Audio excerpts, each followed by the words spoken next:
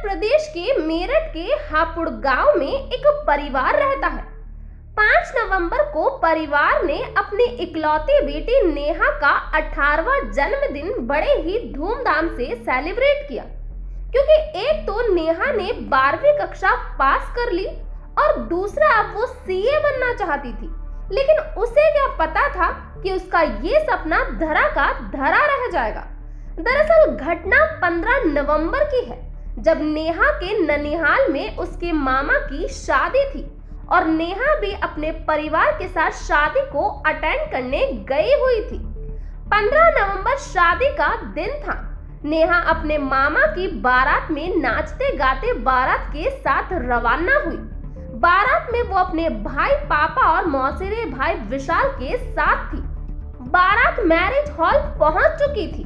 चारों तरफ खुशी का माहौल था। रात के लगभग 10:30 बजे थे, तभी अचानक नेहा के पापा को नेहा का ख्याल आता है। लेकिन नेहा पूरे मैरिज हॉल में कहीं भी नजर नहीं आ रही थी। नेहा के पिता चारों तरफ अपनी बेटी की तलाश कर रहे थे। नेहा को गायब हुए अब 1 घंटे का समय बीत चुका था और अब पूरे मैरिज हॉल में हड़कंप मच चुका था। शादी की तैयारियां जो की त्यों रुक चुकी थी। सभी लोग नेहा की तलाश में जुट चुके थे। रात के करीब 1 बजे नेहा के मौसेरे भाई विशाल को एक कमरे में एक आदमी नशे की हालत में धुत मिलता है और उसी कमरे के बाथरूम में नेहा भी अर्धनग्न हालत में मृत मिलती है। विशाल ने तुरंत ही परिवार के बाकी लोगों को उस कमरे में बुलाया। अब चूंकि वो व्यक्ति उसी कमरे में सो रहा था और दूसरी बात उसने काफी सारा नशा कर रखा था। सभी लोगों को लगा कि हो न हो नेहा के साथ हुई इस घटना को इसी व्यक्ति ने अंजाम दिया है। तभी विशाल उस सो रहे व्यक्ति को पीटना शुरू कर देता है।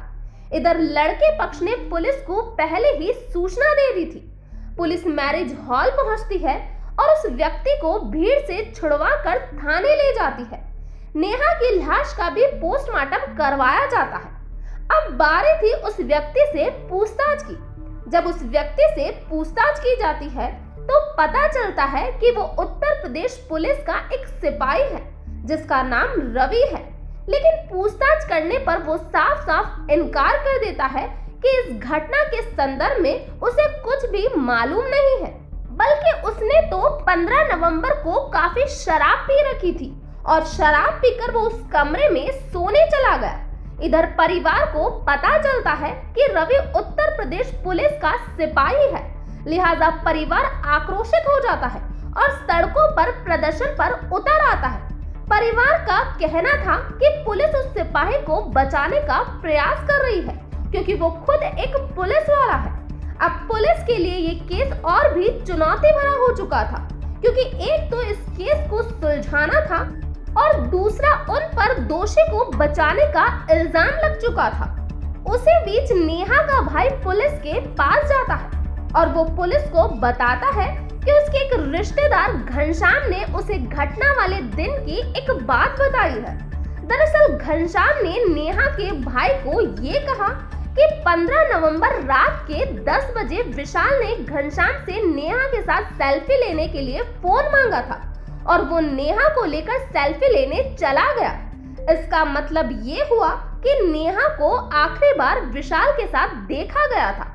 पुलिस को भी विशाल के हाव भाव पर पहले से ही शक था, क्योंकि प्रदर्शन की उस भीड़ में सबसे ज्यादा चिल्लाने वाला विशाल ही था। इधर सिपाही रवि से लगातार पूछताछ की जा रही थी, लेकिन रवि कुछ भी कबूल करने को तैयार नहीं था। अब पूछताछ की बारी थी विशाल गुप्ता की। किसी भी अपराधी की तरह विशाल पहले बहुत सारी कहानियां सुनाता है, लेकिन आखिरकार उसे सच को कबूलना पड़ता है। विशाल बताता है कि 15 नवंबर को 10 बजे वो नेहा को उस रूम में लेकर जाता है। उस दिन नेहा काफी खूबसूरत लग रही थी।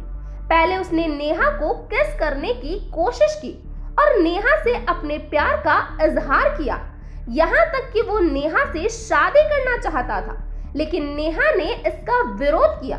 उसने विशाल को ये धमकी दी कि वो बाहर जाकर सबको सब कुछ बता देगी।